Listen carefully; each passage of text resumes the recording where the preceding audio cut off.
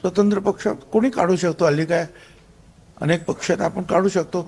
कदाचित पंकजाताई म्हणतात त्याप्रमाणे तो मोठाही पक्ष असू शकेल.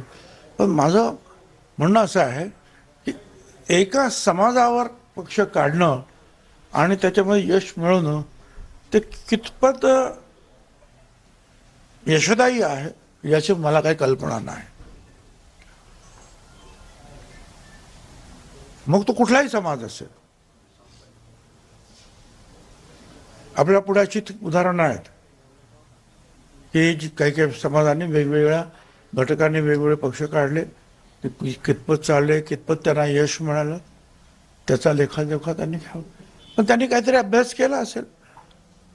पण त्यांनी ते म्हटलं म्हणून ते काय ताबडतोब काय पक्ष काढतील असं काय मला तर काय वाटत नाही. पण त्यांनी आपलं सांगितलं की त्यांच्या म्हणण्याचा अर्थ आपण असा घेऊया की स्वर्गीय मुंडे साहेबांना मानणारा वर्ग मोठा आहे, एवढंच याचा अर्थ आहे असं मला वाटतं.